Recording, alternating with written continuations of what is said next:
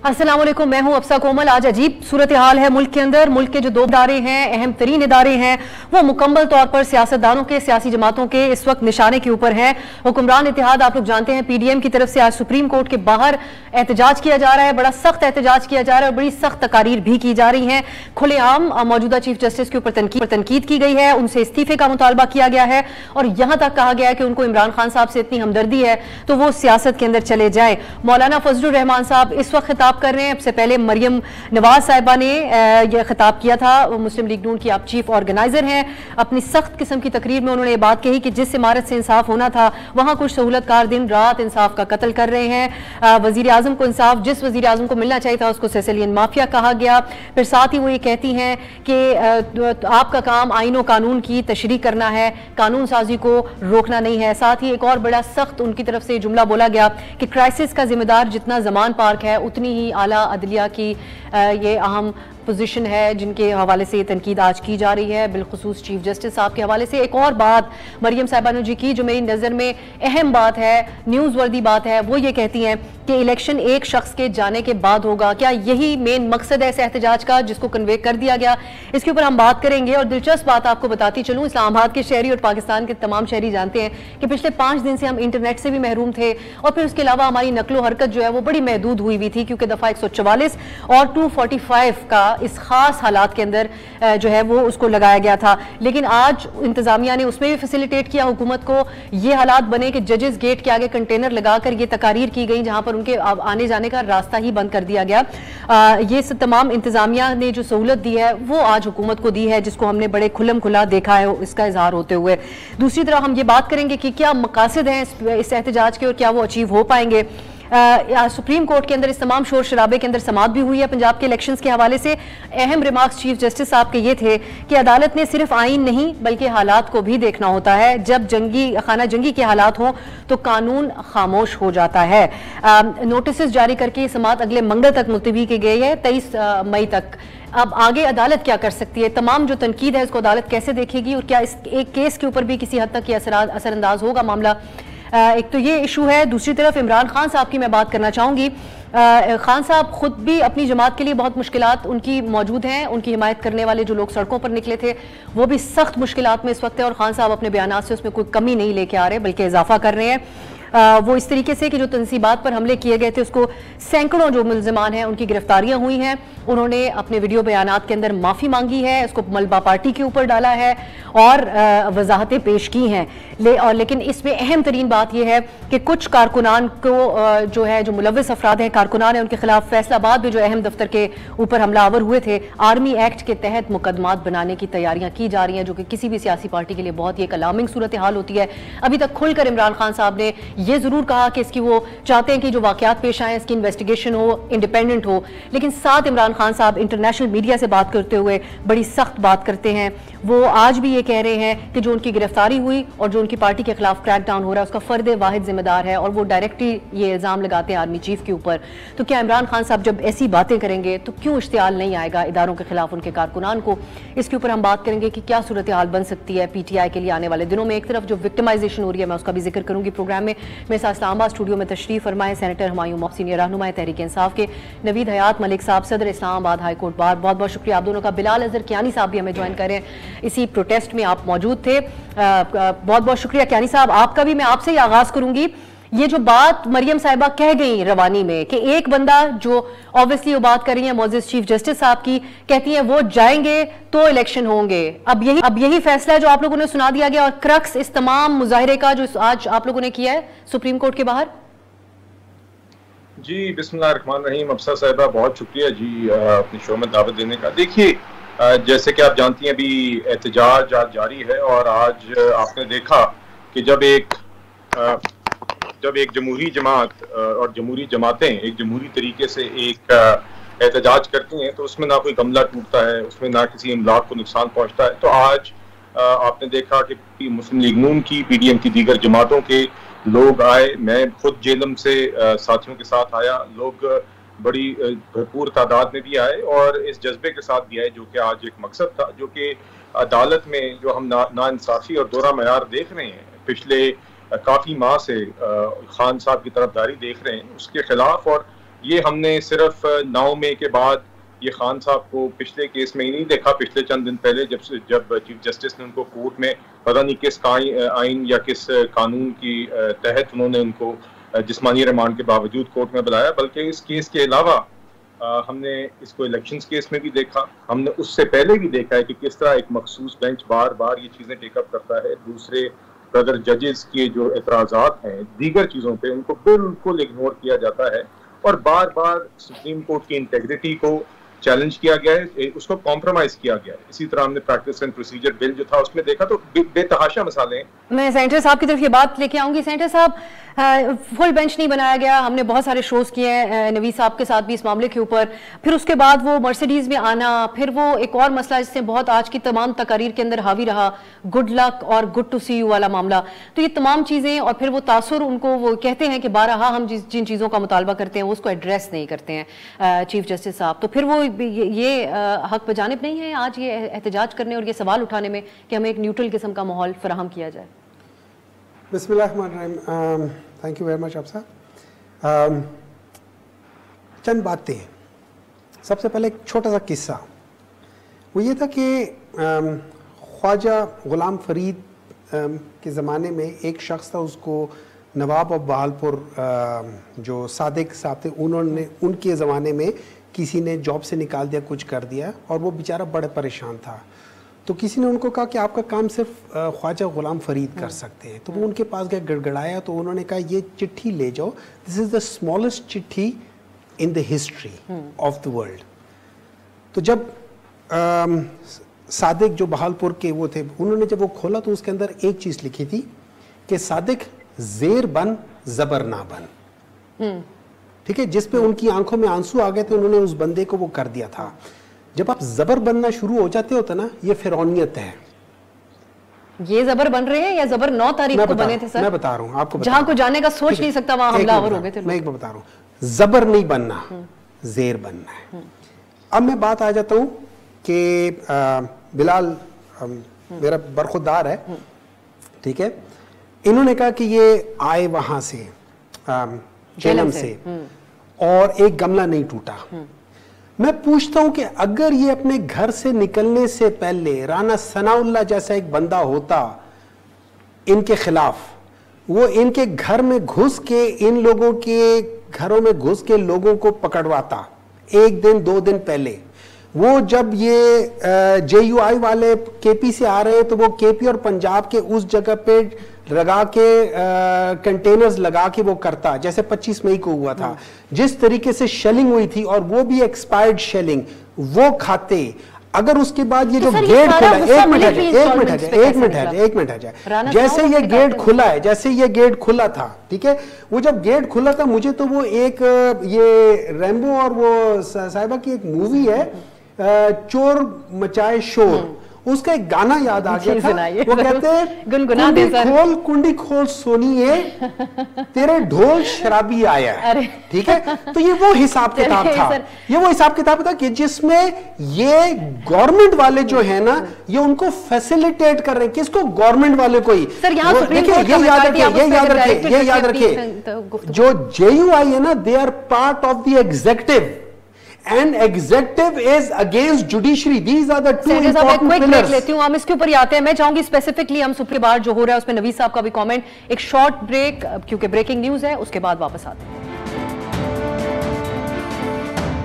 Break के बाद खुशामदीद। जो सुप्रीम कोर्ट के बाहर एहतजाज हो रहा है, इस बारे में बात करते हैं नवीद हयात साहब से। नवीद साहब, आपसे कई दफा हमने पिछले दिनों में जब ये एक सारा मामला चल रहा था, कई दफा बात हुई और जिस खदशे का एक इजहार आपकी तरफ से और दीगर लोगों की तरफ से भी किया गया था, हमें आज लगता है कि आमने सामने आने वाली एक सूरत हाल बनी है। कैसे देख रहे हैं आप जो तकारीर की गई, जिस तरह इस्तीफे का मुतालबा किया गया और जो बड़ी खुलकर हमने बहुत सी चीजें दिखाई, बहुत सी म्यूट कर दी, हमारे पास पैमरा का आज ऑर्डर भी है, इसको एक प्रेशर टैक्टिक के तौर पर ये PDM की हुकूमत इस्तेमाल कर पाएगी या एक सख्त रद्द अमल हम देख सकते हैं आने वाले दिनों में, जो आज हमें नहीं देखने को मिला अदलिया की तरफ से? देखें, जो हम पहले भी कई दफ़ा जो प्रोग्रामों में बात कर चुके हैं और पिछले कुछ दिनों से जो मुल्क की सूरत हाल जा रही है, मैं ये समझता हूँ कि ये नहायत अफसोसनाक है। मैंने उस वक्त भी शुरू में प्रोग्राम में आपने कहा कि अगर हम हालात को ना समझ सके और अगर हमने इसी तरीके से ये मामलात जारी रखे तो एक वक्त आएगा कि सियासतदान बैठ के पछताएंगे कि ये हमने क्या किया। और किसी भी जमात की तरफ से अगर इस तरह के टैक्टिक्स इस्तेमाल किए जाएं, अदालतों को प्रेशराइज करने की कोशिश की जाए, मैं ये नहीं कहता हूँ ये पीडीएम की किसी भी तौर पे, देखें सियासतदान जो है वो सियासत जब करते हैं तो उन पर मुकदमात बनना कोई नई चीज़ नहीं होती, उन पर गिरफ्तारियाँ होना मैं समझता हूँ वो भी कोई नई चीज़ नहीं होती। मुकदमात भी बनते हैं, गिरफ्तारियाँ भी होते हैं। आप तमाम सियासतदानों को देखें, ज़रदारी साहब को देखें, 14 साल उन्होंने जेल में गुजारी, इसी तरह शहबाज शरीफ साहब, नवाज शरीफ साहब, बाकी जितने भी सियासतदान आप गिनेंगे, मरीम नवाज, तमाम लोगों पर मुकदमात भी बने, जेल में भी गए। इसी तरह इमरान खान साहब है, उन पर भी अगर मुकदमात बने, अगर वो गिरफ्तार हुए तो उसका जो रद्द अमल आया वो रद्द अमल नहायत ही ख़तरनाक था। देखिए हमारा जब हम अपने मुल्क के इदारों पे हमले करेंगे और उन बिल्डिंग्स पे हमला करेंगे जो हमारे मुल्क की सालमियत की ज़मानत हैं, जब हम आर्मी हाउस पे हमला करेंगे, जब हम जिना हाउस पे हमला करेंगे, तो हम क्या पैगाम दे रहे हैं अपने दुश्मन को। तो मैं ये समझता हूँ कि ये नहियत दोनों किसी भी जमात की तरफ से हो, किसी एक को नहीं। अगर आज किसी और जो जवाब दिए जा रहे हैं नवीद साहब, इस तमाम हालात को देखते हुए जो खान साहब की पेशी हुई थी, वो कहीं ना कहीं भी आप समझते हैं कि जस्टिफाई ये लोग कर सकते हैं इस चीज को। जब खान साहब एक हद तक उनकी जमात गई तो उसी को एक रेप्लिकेट करने की कोशिश आप समझते हैं कि इसको ये आज आजमाया जा रहा है इस तरीके को? देखें, जब आप एक ये रियलाइज करेंगे कि अगर एक जमात प्रेशर टैक्टिक इस्तेमाल करके अपनी फेवरेबल कोई चीज़ ले सकती है तो फिर हम क्यों नहीं, फिर ये भी उसी तर्ज पे चलेंगे, उसी तरह के प्रेशर टैक्टिक इस्तेमाल करेंगे। अगर वो ये समझते हैं कि इमरान खान साहब एक ला के लोगों का एक इज्तिमा और वहाँ पे अदालतों को प्रेशराइज कर सकते हैं, अगर अपनी वो फेवरेबल ऑर्डर ले सकते हैं, अगर वो गिरफ्तार होने के बावजूद, रिमांड पे होने के बावजूद रिलीज हो सकते हैं, तो फिर हम ये क्यों नहीं कर सकते? हम भी तो इतने लोग इकट्ठे कर सकते हैं। और ये तर्ज अमल मैं ये समझता हूँ ऐसा नहीं होना चाहिए। मुल्क में जब इस तरह के हालात होना शुरू हो जाएंगे, जब हम जत्थे लेके अपनी बातें मनवाना शुरू कर देंगे, तो फिर मुल्क के इदारे कहाँ पे जाएंगे? देखिए सुप्रीम कोर्ट भी आखिरकार वहाँ पे भी इंसान ही बैठे हुए हैं, वो देखते हैं कि ये क्या हो रहा है। आज देखें, अगर फर्ज करें आज कोई सुप्रीम कोर्ट कोई इस तरह का ऑर्डर करती तो फिर क्या सूरत हाल होती। उन्होंने नहायत ठीक किया कि नोटिस करके अगले हफ्ते के लिए रख लिया ताकि मुल्क के हालात देख लें। और वो सबसे ज्यादा यही है कि अगर मुल्क के हालात खराब होंगे तो फिर अब हुकूमत चीफ जस्टिस के खिलाफ रेफरेंस लाने जा रही है। मैं इस पे भी आपसे बात करूंगी। कियानी साहब, अब तराजू को बराबर करने की जो बात आप लोग कई बार कर चुके हैं, मरियम साहबा भी कर चुकी हैं, अब मजीद कितना बराबर हो? इनकी तमाम टॉप टियर बिल्कुल वैसे ही जैसे आपकी जेलों में बैठी हुई थी, आज इस वक्त बैठी हुई है। असद उमर साहब हों, फवाद चौधरी साहब हों, शाह महमूद की, यू नेम इट, जितने लोग हैं, खवातीन रहनुमा है, मलिका बुखारी साहबा है, शीरी मजाई साहबा जिन्होंने किसी एहतजाज के अंदर शिरकत नहीं की, वो सख्त बातें ट्विटर के ऊपर तो कई वक्त से कह रही हैं और वो कोई मेरे हम सबके ख्याल में कोई जुर्म ऐसा नहीं बनता। उनकी भी गिरफ्तारी जिस तरीके से की गई है, एक तो विक्टिमाइजेशन का आप लोगों के ऊपर बड़ा सख्त किस्म का इस वक्त इल्जाम लग रहा है, और दूसरा अब बराबर हो नहीं गया मामला। आज खान साहब भी एक अदालत के अंदर पेश हुए अपनी अहलिया के हमरा, और खुद भी वो एक दफा गिरफ्तार हो चुके हैं। तो कितनी और बराबरी चाहिए आप लोगों को, और वो कैसे होगी? कोई साकिब निसार साहब जैसे कोई डिसीजंस आप लोग चाह रहे थे इस वक्त? मैंने कहा जी, हम कोई स्पेसिफिक कोई इस तरह ऐसा नहीं है कि हम कोई फैसले डिक्टेट करना चाह रहे हैं, मगर हम इंसाफ चाह रहे हैं। हमें कोर्ट्स के अंदर इंसाफ होते हुए नजर नहीं आ रहा, हमें कोर्ट्स के अंदर एक इंसाफ होने की कोशिश नजर नहीं आ रही, हमें स्पेसिफिकली एक प्री मेडिटेटेड तरीके से एक शख्स को शहादतकारी नजर आ रही है। मगर मैं जरा एक दो बातें करना चाहूंगा जो कि हुमायूं मोमिन साहब ने की, मेरे लिए निहायत काबिल इज्जत और काबिल एहतराम है जी। और क्योंकि उन्होंने कुछ बातें की कुछ रीसेंट इवेंट्स के बारे में, तो मैं जरा ये जरूर हाईलाइट करना चाहूंगा कि खान साहब के 4 साल में जिस तरीके की हमने ना सिर्फ पॉलिटिकल विक्टिमाइजेशन देखी है, बल्कि जिस तरह के अटैक्स मीडिया पे हमने देखे, आपने अबसार आलम साहब का मामला देखा, आपने हामिद मीर साहब का मामला देखा, आपने असदूर साहब का मामला देखा, आपने मतीउल्लाह जान साहब, जिस तरह खवातीन जर्नलिस्ट के ऊपर अटैक्स हुए, और उसके अलावा हमने देखा कि किस किस्म की पॉलिटिकल विक्टिमाइजेशन नीच तरीके की। खान साहब ने कहा ओए मैं इसका एसी निकाल दूंगा, बेटियों को उन्होंने सामने गिरफ्तार किया। राना सनाउल्लाह साहब के ऊपर 15 किलो हेरोइन की उन्होंने केस डाला जिसकी सजाए मौत है। और उसके बाद क्या साहब यही तो कह रही हूँ सर, हम इस पे कई प्रोग्राम्स कर चुके हैं, ये बात आउटडेटेड हो गई है जो आप कह रहे हैं, इसका बदला आप ले चुके हैं। आप एक एंकर, आप एक सहाफी का जिक्र करें, मैं एक सहाफी का जिक्र करती हूँ। एक एंकर है इमरान रियाज, वो इस वक्त मिसिंग पर्सन है पाकिस्तान में। किसी को ये मालूम नहीं है कि इमरान रियाज, जिनको उस दिन सियालकोट एयरपोर्ट से गिरफ्तार किया गया, वो अब किसकी कस्टडी में है, ये ना उनकी फैमिली को मालूम है, ना मीडिया में किसी को मालूम है। ये देखिए, मैं सिर्फ इतना कहूंगा, चाहे वो इमरान रियाज साहब हो या कोई भी पाकिस्तान का शहरी हो, जो भी उनका अरेस्ट हो या कानूनी कार्रवाई है वो बिल्कुल कानून के तहत होनी चाहिए। और ये तो मैं कभी भी ये नहीं कहूंगा। आप आई होप, मुझे उम्मीद है कि जो भी उनके अरेस्ट हुआ है वो आगे कानूनी कार्रवाई की तहत होगी। मुझे उसकी डिटेल्स नहीं पता थी और ना ही मैं कभी कहूंगा कि किसी के खिलाफ भी कानून के खिलाफ कोई कार्रवाई होनी चाहिए। देखिए दूसरी बात ये है कि देखिए आप गिरफ्तारियों का मुवाजना इससे नहीं कर सकते क्योंकि 9 तारीख को हमने देखा कि जिस तरीके की आग लगाई गई, जिस तरीके से कोर कमांडर हाउस में घुसा गया, जिस तरीके से GHQ के सामने मामला पैदा किए गए, जिस तरीके से शहीदों और गाजियों की जो मेमोरियल्स हैं, जो जगह बनी हुई हैं, उसकी बेहुरमती की गई, जिस तरीके से बाकायदा एक मुनज़्ज़म तरीके से इंतशार फैलाया गया और आग लगाई गई। अब आप क्या चाहते हैं? देखिए एक शख्स है जिसको कानूनी तौर पे आप गिरफ्तार करने जमान पार जाए तो वो पुलिस पे पेट्रोल बम फेंकता है। उस शख्स के करीब कोई पुलिस वाला जाए तो उसका सर तोड़ते हैं या उसकी हड्डी तोड़ते हैं। वो किसी जुडिशियल कॉम्प्लेक्स की तरफ कभी अगर फैसला कर ले कि मैंने पेश होना है, वो भी जब उनकी दिल करे, आपने कहा कि आज वो अपनी एहलिया के साथ पेश हुए, उन्होंने बड़ा एहसान किया मुल्क के ऊपर, वो जब पेश होते हैं तब भी एहसान करते हैं। देखिए एक तसलसल है, एक तबाही का, एक एनआरकी का, ओए जज ज़ेबा, इस तरह का इनका एक तसलसल है। उसके बावजूद देखिए जब हम ये देखते हैं कि एक शख्स को एक करप्शन केस के अंदर 60 अरब के जिस्मानी रिमांड में लिया गया है और चीफ जस्टिस ऑफ पाकिस्तान किस कानून के तहत अगले दिन उनको कोर्ट में बुलाते, ना सिर्फ बुलाते हैं, सो उनके लिए एक बुलेट प्रूफ मर्सिडीज दी जाती है। वो जजेस के गेट से घुसते हैं, वो जजेस के कॉरिडोर से वॉक करके वहां पर जब पहुंचते हैं तो चीफ जस्टिस उन्हें कहते हैं कि आपको देख के खुशी हुई। किस चीज की खुशी हुई और आपने किस बुनियाद के ऊपर उनको बुलाया? सेनेटर साहब, इमरान खान साहब बात कर रहे हैं इंटरनेशनल मीडिया से, बरतानवी मीडिया से, और इस इंटरव्यू में उन्होंने कहा है कि चीफ ऑफ आर्मी स्टाफ को ग्रजेस हैं मेरे खिलाफ और वाहिद वही हैं जो मेरे खिलाफ ही तमाम कार्रवाइयां कर रहे हैं। बदलते जा रहे हैं खान साहब के निशाने के ऊपर जो लोग हैं। पहले वो कहते थे एक अफसर का ही तो मसला है, मेरी बात को एड्रेस किया जाए, जिनको वो डर्टी हैरी कहते थे, अब वो बिल्कुल वाजे तौर पर ग्रज कह रहे हैं। आर्मी चीफ को मरियम औरंगजेब इसका जवाब ये दे रही हैं कि क्योंकि उनको इमरान खान साहब ने ओहदे पे से हटाया था उस वक्त, ये खबर मरियम साहबा ने हमें दी है, पाकिस्तानी अवाम के लिए इंकशाफ है, क्योंकि उस वक्त उन्होंने इमरान खान साहब को बताया था कि उनके आसपास कौन लोग करप्शन कर रहे हैं। तो फिर अब किसके ऊपर तासुर किसकी तरफ जाता है? ग्रज खान साहब का हो सकता है या उनको हो सकता है खान साहब के खिलाफ? देखिए सारे लोग जिक्र कर रहे हैं जो 9 मई का। 9 मई को क्या हुआ था? 9 मई को निकलने से पहले, लाहौर से निकलने से पहले खान साहब ने कहा था कि ही वॉज मेंटली प्रिपेयर्ड।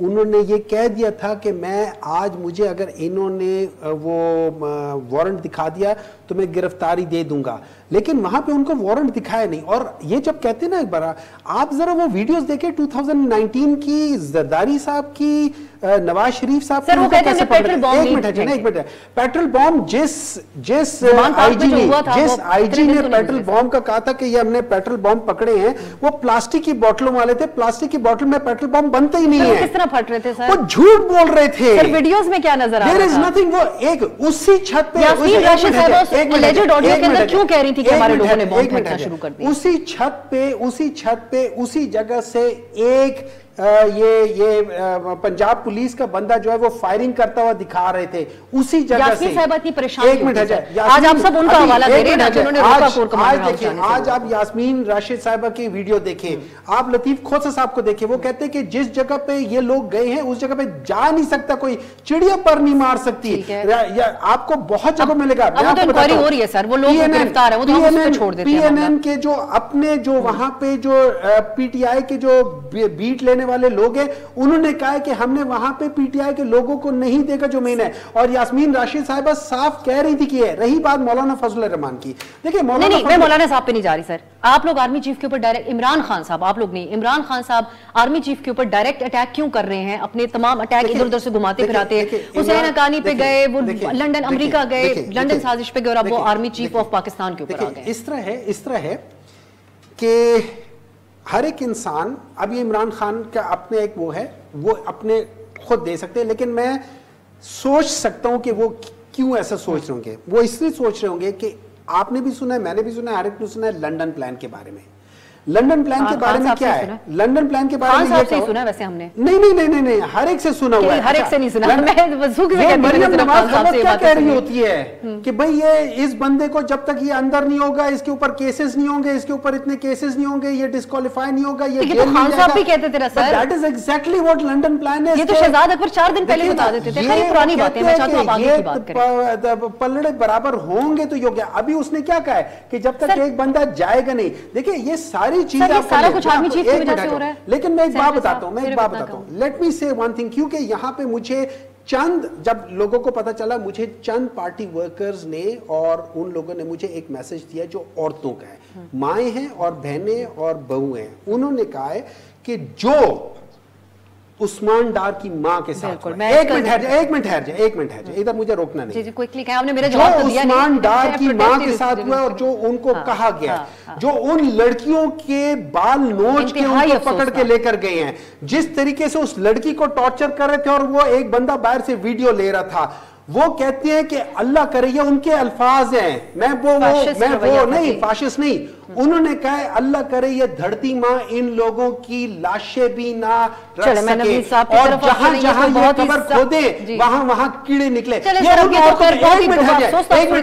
उन औरतों ने कहा हुआ है। और आपका क्या मतलब है कि क्या इन लोगों की सिर्फ इनकी माए बहनें जो होती है बाकियों की माए बहनों की इज्जत नहीं है, उनके साथ ये सब कुछ हो रहा है? तमाम चीजों का वाहिद जिम्मेदार इमरान खान साहब ने आर्मी चीफ को क्यों कहा, इसका जवाब मुझे नहीं मिला। एक ब्रेक मैं चाहती हूँ नवीद साहब से। अब हम बात करें ब्रेक के बाद जो हुकूमत जो करना चाह रही है, जिसका आज ऐलान किया गया है। एक ब्रेक के बाद बात करते हैं। ब्रेक के बाद खुश आमदीद। क्विक कमेंट्स अपने मेहमानों के। पहले नवीद साहब, ये जो अब बात अहम है आज, एक प्रैक्टिकल जो बात है वो है एक रेफरेंस के हवाले से जो हुकूमत कर रही है, ये क्या प्रोसेस हो सकता है? क्योंकि आमतौर पे जो सुप्रीम जुडिशल काउंसिल में मामला जाते हैं उसके लिए भी चीफ जस्टिस साहब भी बेंच वगैरह बनाते हैं। इन दिस केस ये अनयूजुअल मैटर है, उनके ऊपर खुद के ऊपर एक सवाल उठ रहा है, तो क्या प्रोसेस हो सकता है इसका मुमकिन तौर पर? देखिए, रेफरेंस बनाना उनकी अपनी स्वाबदीद है। वो अगर किसी के खिलाफ या किसी पॉइंट पे रेफरेंस बना के भेजना चाहते हैं तो वो भेज सकते हैं। लेकिन बात फिर वही है कि सुप्रीम जुडिशल काउंसिल में जो रेफरेंस जाएगा, रेफरेंस पहले भी मेरा ख्याल है कि दायर हो चुके हैं, लेकिन वहाँ पे जो सिस्टम है वहाँ पे भी कानून साजी की ज़रूरत है कि वहाँ पे एटलीस्ट कोई लिमिट मुकर्रर होनी चाहिए कि अगर कोई रेफरेंस आता है तो इतने अरसे में डिसाइड होना चाहिए। साल से रेफरेंसेस पेंडिंग पड़े हैं बहुत सारी मामलात में, लेकिन उनकी ना हेयरिंग हुई है ना वो डिसाइड हुए हैं। तो इस हवाले से भी हमारी बल्कि जब पिछली दफ़ा ये इशू शुरू हुआ तो हमने उस वक्त भी जब मुलाकात हुई लॉ मिनिस्टर से और बाकी लोगों से, तो हमने ये उनको कहा कि जैसे जब वो सुप्रीम कोर्ट प्रोसीजर एक्ट बना रहे थे, उस वक्त हमने उनको ये भी कहा कि इस हवाले से कानून साजी होनी चाहिए कि अगर कोई रेफरेंस आता है तो उसकी एटलीस्ट मुद्दत मुकर्रर होनी चाहिए कि वो इतनी मुद्दत में उसका डिसीजन होना चाहिए। तो बाकी ये है कि ये जो इस वक्त अलार्मिंग सिचुएशन है कि मुल्क के जो अहम इदारे हैं वो एक दूसरे के मद्दे मुकाबले आगे खड़े हो गए। एक और चीज़ आपसे पूछना चाहूँगी, आर्मी एक्ट के तहत मुकदमात बनाने की इस वक्त बात हो रही है। जो लोग जिन्होंने इन फैसलाबाद में ख़ास तौर पे जो एक अहम जगह पे चले गए थे, ये मामला आगे बढ़कर खान साहब तक की तरफ जाता हुआ आपको नज़र आता है मिलिट्री ट्रायल के हवाले से? देखें, अब अगर सारी चीज़ों को मिला के देखा जाए तो वो स्टार्ट तो फिर वहीं से होता है। अगर वो कहें कि देखें उस वजह से ये मामलात हुए हैं, वो तीनों चीज़ें कहते हैं, देखें वो इसको कहने वाले, उकसाने वाले, करने वाले, हम सब के ख़िलाफ़ एक्शन लेंगे। जब भी जो स्टेटमेंट्स आई हैं वो आपने भी सुनी होगी, हमने भी सुनी है।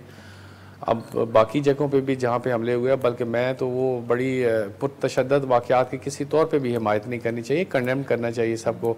क्या आप आर्मी हाउस में जाके वहाँ पे हर चीज़ तोड़ फोड़ करके और फिर आर्मी की वर्दियाँ पहन के आप बाहर निकल रहे हैं तो फिर लोगों पे क्या इंप्रेशन जाएगा? ये कोई भी पार्टी करे। मैं समझता हूँ कि तमाम पार्टियाँ मुहब्बे वतन है, तमाम लीडरान जो है मुहब्बे वतन है, लेकिन इस तरह की जब पुरतशद्दद एहतजाज होता है उसको लीडर को आगे बढ़ के कंडेम करना चाहिए। और अब अगर कोई ये कहता है कि नहीं वो हमारे वर्कर्स नहीं थे, तो विजुअल सारी सबके सामने है, उस हवाले से ही वो कर रहे हैं, वो उनको पहचान भी रहे हैं, उनकी शनाख्त भी कर रहे हैं और उस हवाले से वो एक्शन भी हो रहा है। तो इस हवाले से मैं कहता हूँ सख्त कार्रवाई होनी चाहिए ताकि दोबारा किसी की ऐसी जरूरत। कियानी साहब, आप लोगों को भी जो यहाँ पर सेनेटर साहब भी बात कर रहे हैं, उस्मान डार साहब के घर के जो विजुअल्स हैं ना, सिर्फ हमने देखे, पूरी दुनिया ने देखे, उनकी वालदा को ज़दोकोब किया गया। इस किस्म के बेतहाशा वाकयात पेश आ चुके हैं पिछले एक ओवर द वीकेंड भी। हुकूमत एक कदम पीछे हटेगी या अपने ऊपर सियासी विक्टिमाइजेशन और वो भी बदतरीन किस्म की, इसका टैग आप लोग हमेशा के लिए लगवाएंगे? देखिए, जहाँ तक अरेस्ट का जिक्र है या मामला है, मेरे इल्म में तो यही है जी कि ये पंजाब पुलिस कर रही है जो कि केयर टेकर सेटअप के अंदर है। और देखिए, वहाँ पे मुझे ये भी पता चला है कि जब इस तरह का एक मामला था, जब उस्मान डार साहब और उनके कॉलीग्स इस तरह की दहशतगर्द तंजीमों वाले कामों में 9 तारीख से शामिल थे और उनको अगर ये डर था कि उन्हें अरेस्ट होना है तो वो अपनी नंबर एक अपनी वालदा को या घर की खवातीन को इस तरह छोड़ के वो घर में वल्नरेबल भी छोड़ के गए। बहरहाल अगर घर में कोई गैर कानूनी चीज हुई है, नहीं होनी चाहिए थी, हम मेरे वफाकी हुकूमत का तो उससे कोई लेना देना नहीं है। आमतौर पर समझा जाता है खवातीन घर में महफूज होती हैं सर, सियासतदानों के घरों में बड़ा लिहाज रखा जाता है इन चीजों का। जी मैं कह रही हूँ सर, सियासतदानों के घरों में इन चीजों का बड़ा एहसास रखा जाता है, जिसके खिलाफ कार्रवाई करनी है उसी के खिलाफ की जाती है। खवातीन घरों के अंदर होती हैं, उनके ऊपर तो अटैक नहीं किया जाता है सिलसिले में। मैंने आपसे दो बातें की। एक तो जी ये पंजाब हुकूमत और पंजाब पुलिस का मामला है, इसका वफाकी हुकूमत से कोई लेना देना नहीं है। दूसरा, अगर वहां पे कोई गैर कानूनी चीज हुई है, मैंने भी मीडिया रिपोर्ट्स देखी है, तो नहीं होनी चाहिए थी उसकी, तो कभी भी कोई गैर कानूनी चीज को कंडोन करना कभी भी एक्सेप्टेबल नहीं होता। बहरहाल मगर उस्मान डार साहब खुद इस चीज को और इनकी जमात इस बात को समझे और देखिए, इनकी जमात जो पुलिस के ऊपर हमले करती है, जो जुडिशल कॉम्प्लेक्सों पे हमले करती है, जो जजेस को धमकियां देती है, जो अब आपकी मिलिट्री इंस्टॉलेशंस पे हमले करती है, जो एक इम्प्यूनिटी के साथ अब समझती है कि हम जत्थे की तरह जो चीज चाहेंगे मनवाएंगे, वो फिर क्या एक्सपेक्ट करती है कि उसका फूलों से इस्तकबाल हो और उसको यही कहें कि जब भी वो कोर्ट में जाएं कि जी आपको देख के खुशी हुई। तो ये भी तरीका मुनासिब नहीं है और ये इसको कहीं ना कहीं इस मामले को रुकना होगा। ये एक इम्प्यूनिटी के साथ अपने सिस्टम को ये हॉस्टेज रखना चाह रहे हैं, ये मुमकिन नहीं है।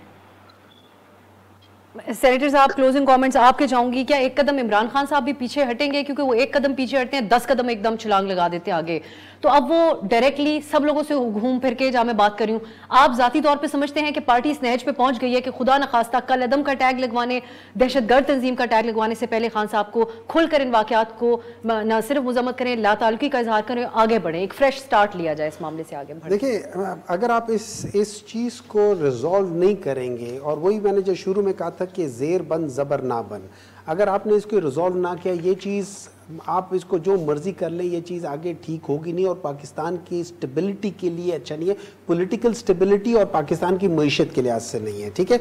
नंबर 2, आज हम क्या देख रहे हैं? आज हम देख रहे हैं कि ये 3 पार्टियां जो है, मेन 3 पार्टियां, जिसमें पीपल्स पार्टी है, पाकिस्तान मुस्लिम लीग नून है और JUI है, जिनसे आपका कोई मुकाबला नहीं।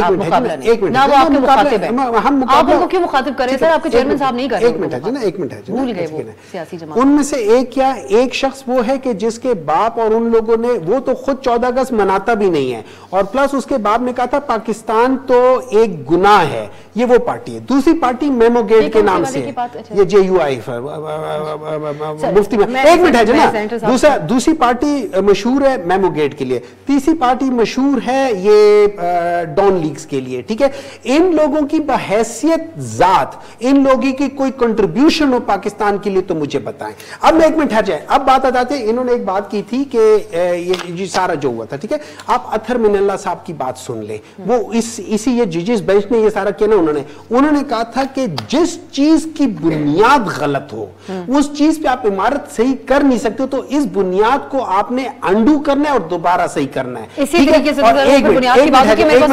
और मैं आपके इस प्रोग्राम से मैं चीफ जस्टिस साहब को एक रिक्वेस्ट करूंगा कि प्लीज चीफ जस्टिस साहब फुल कोर्ट बनाएं, फुल कोर्ट बुला के आप इलेक्शंस के ऊपर फुल कोर्ट बनाएं और एक्सपोज करें। अगर कोई जजेस इसके ऊपर अपनी रिजर्वेशन दिखाते, दिखाने आप फुल कोर्ट करें और बताएं कि कौन जज इलेक्शन के लिए खड़ा होता है, आर्टिकल 224(2) के साथ खड़ा होता है, कौन आर्टिकल 254 के साथ खड़ा होता है, बताएं, एक्सपोज करें लोगों को। आप क्यों अपने आप को खराब कर रहे हैं?